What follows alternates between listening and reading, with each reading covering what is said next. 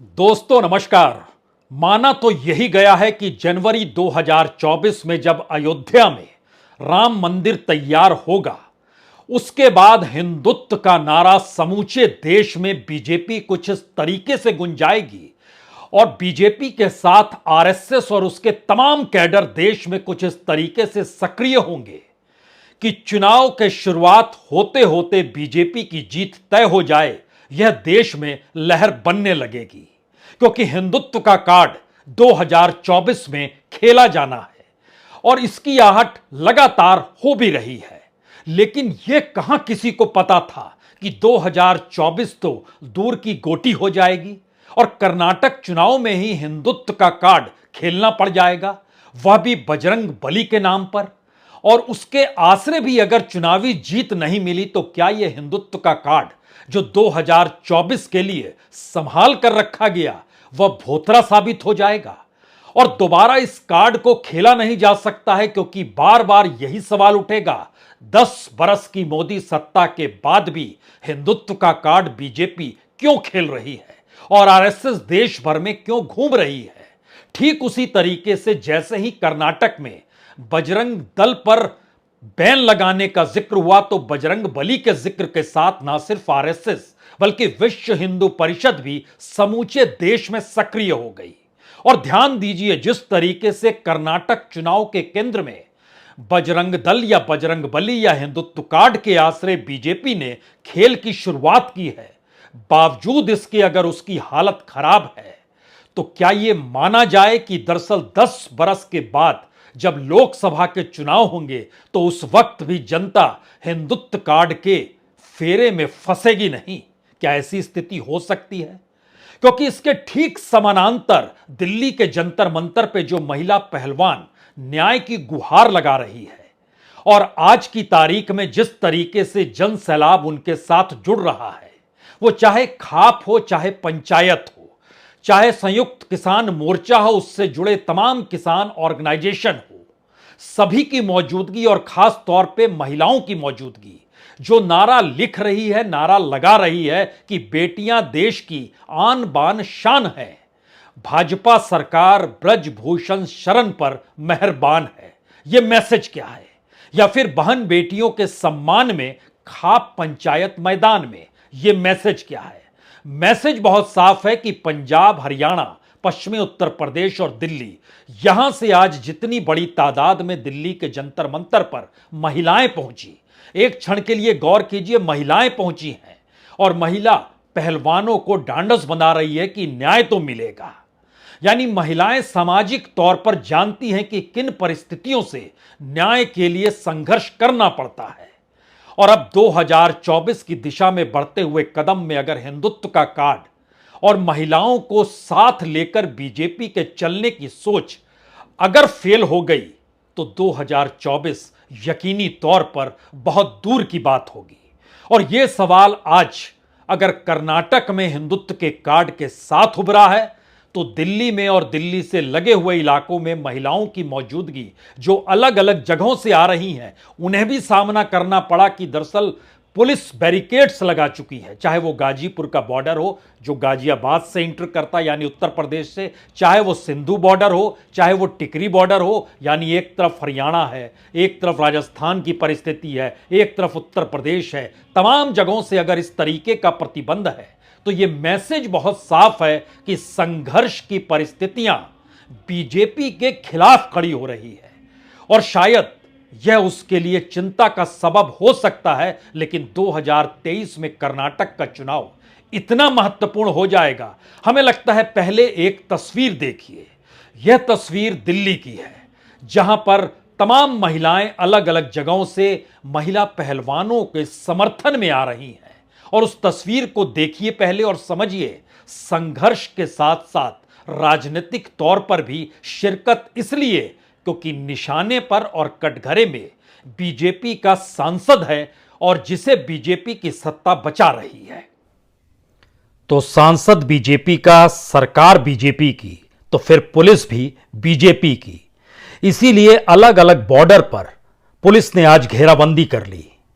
यह टिकरी बॉर्डर है जहां पर महिलाएं दिल्ली में प्रवेश ना कर पाएं, इसके लिए बकायदा पुलिस ने तमाम जगहों पर बैरिकेड लगा दिए। ना सिर्फ यहीं पर, बल्कि गाजीपुर और सिंधु बॉर्डर दोनों जगहों पर इसी तरीके से बॉर्डर पर जमा हो गई पुलिस।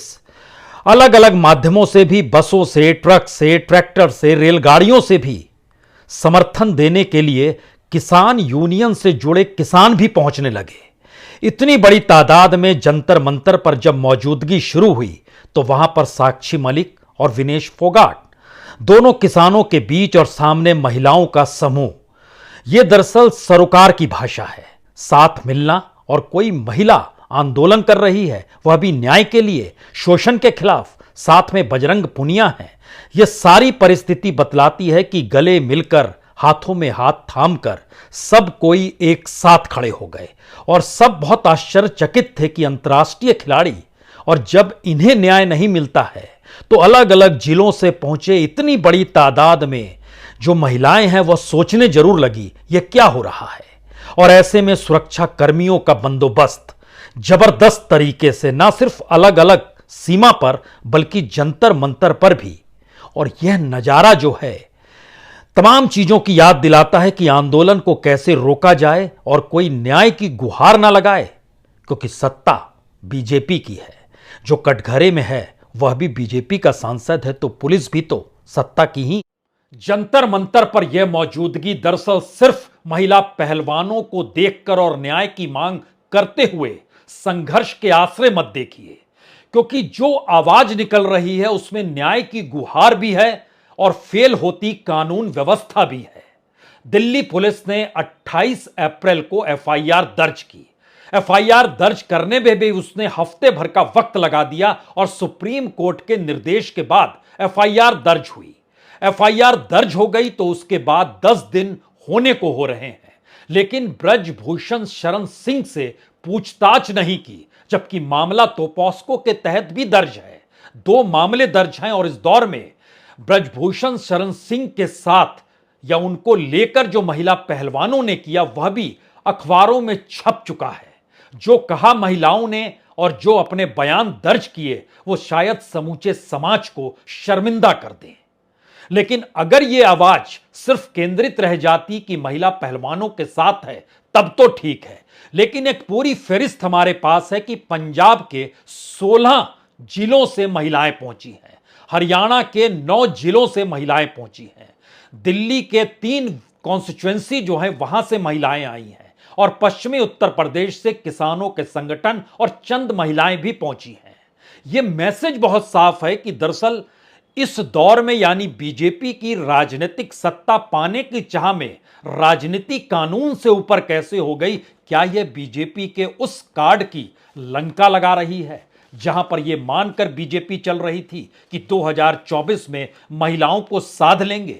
और ध्यान दीजिए, महिलाओं के ऊपर होने वाले अत्याचार को लेकर 2014 में भी बहुत नारे लगाए गए, लेकिन वह सब कुछ अगर थोथे साबित हो रहे हैं तो अगला सवाल यह है कि अब बीजेपी के पास या मोदी और शाह के पास वो कौन सा कार्ड है जिसके जरिए ये चुनावी जीत हासिल करेंगे। वोटों का ध्रुवीकरण सांप्रदायिक तौर पर इस देश के भीतर में होता रहा है, लेकिन पहली बार हिंदुत्व के जिस कार्ड के आश्रय कर्नाटक के चुनाव में बीजेपी सक्रिय नजर आ रही है, विश्व हिंदू परिषद की मौजूदगी नजर आ रही है, अगर सब कुछ चुनावी जीत के दायरे से बाहर है और भोथरे साबित हो रहे हैं, तब जरा कल्पना कीजिए कि दरअसल 2024 की तरफ बढ़ते हुए कदम किस तरीके के परेशानी का सबब बीजेपी के लिए पैदा कर चुके हैं। तो क्या कर्नाटक चुनाव की जीत हार उल्टी गिनती की शुरुआत है? क्योंकि इसके ठीक समानांतर भारत के भीतर की राजनीतिक परिस्थितियों को एक क्षण के लिए समझ लीजिए। बिहार के भीतर में जातीय समीकरणों में कहीं बीजेपी टिकती नहीं है, और अगर नीतीश और लालू साथ खड़े हैं, यानी जेडीयू और आरजेडी साथ खड़ी है, और कोई भी वहां के सामाजिक जातीय परिस्थिति के हिसाब से कोई चेहरा बीजेपी के साथ नहीं है, तो बीजेपी कितनी सीट जीत पाएगी कहना मुश्किल नहीं। बहुत आसान होगा कि दरअसल 4 सीट से आगे बढ़ जाए तो मुश्किल। तो क्या इस स्थिति को दूसरी तरफ महाराष्ट्र की दिशा में ले जाइए, तो क्या यह एक नया मैसेज है? महाराष्ट्र में शरद पवार जिस तरीके से निकले और बीजेपी के बनाए गए गेम को ही उन्होंने उलट कर रख दिया। जहां पर अजीत पवार जा रहे थे, कई एमएलए जा रहे थे। तो क्या यह एक 2024 को महाराष्ट्र भी चुनौती देने के लिए इसलिए खड़ा है क्योंकि 2024 में ही विधानसभा चुनाव भी महाराष्ट्र में होने हैं और शरद पवार समझ गए हैं कि दरअसल देश नहीं तो राज्य को तो साधना होगा।